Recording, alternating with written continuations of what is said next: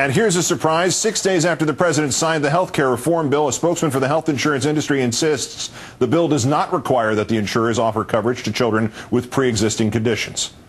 There's something to be proud of. Wendell Potter next.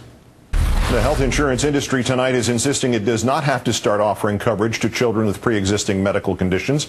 Without apparent awareness of the evident irony, a spokesman is claiming, quote, the fine print of the health reform bill gives them an escape clause. Perhaps the only surprise is that they waited a week to start this. Wendell Potter in a moment. Starting this year, insurance companies will be banned forever from denying coverage to children with pre-existing conditions.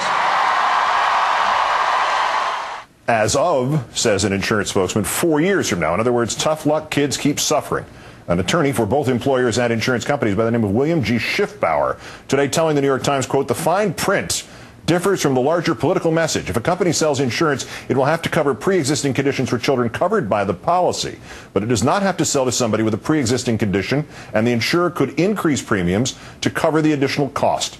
The Department of Health and Human Services last week insisted that because of the new law, children cannot be denied coverage, though they intend to offer regulations next month that would clarify any ambiguity.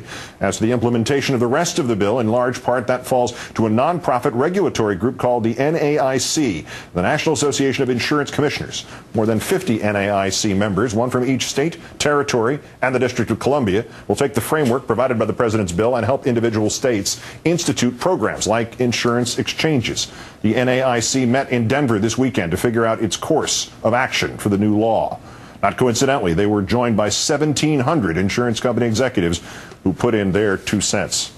As promised, here now is Wendell Potter, former insurance executive for Cigna, currently the senior fellow on health care for the Center for Media and Democracy. And we should also mention, now also a consumer liaison for the aforementioned NAIC. Wendell, good evening. Hi, Chris. Keith, how are you? Good to see you, sir. Is Mr. Schiffbauer right? No insurance for kids with pre-existing conditions mandated until 2014? Well, that's certainly his interpretation, and I'm sure that as someone, I know that he has written legislative language before, he, representing his clients, has been looking for loopholes in this legislation, and I think he's found one that really could indeed be as he's described. The insurance companies, if they do sell insurance companies to insurance policies to families, they cannot exclude coverage for pre-existing conditions. But by his interpretation, they don't have to sell the policies at all.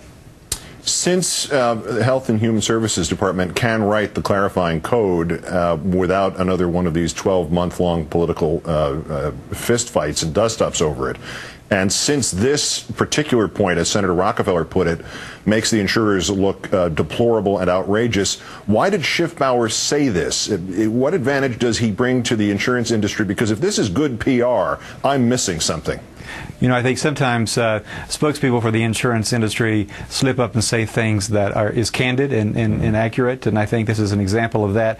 It was notable that no one from one of the big trade associations was quoted in the article as saying this, and that is something I think is important. I frankly think that these two big trade associations that represent insurers, America's Health Insurance Plans and the Blue Cross Blue Shield Association, should write a letter to the President, to Congress, stating that their members will abide by the intent of Congress. And I think that's important because the insurance companies follow a lot of the recommendations of their trade associations. So that's what I would expect these big insurance trade associations to do. When one of the trade associations said it would not fund any of these fanciful efforts to repeal health care reform, it was suggested that maybe they were responding to this political defeat and some constraint of their own business by making some small, even though it was self-aggrandizing, effort to be good citizens. Do you see any evidence of that? No, I don't. They said the same thing many years ago during the Clinton reform debate, and they said this on May the 5th, 2009, when the President had his health care reform summit, that Mr. President will be here working with you in Congress to pass meaningful health care reform. Well, they were trying to fight it, so you really can't believe these guys. I mentioned the National Association of Insurance Commissioners and its having asked you to join as liaison. In the week of its meeting in Denver, what kind of impact will big insurance have on the law as it begins to be implemented, do you think? Well, significant influence. As you mentioned, there were 1,700 representatives of the insurance industry at that meeting. It's like Congress. They were lobbying the NAIC just as they lobby Congress, trying to influence the writing of the regulations, and they promised to be there to help them. Yeah.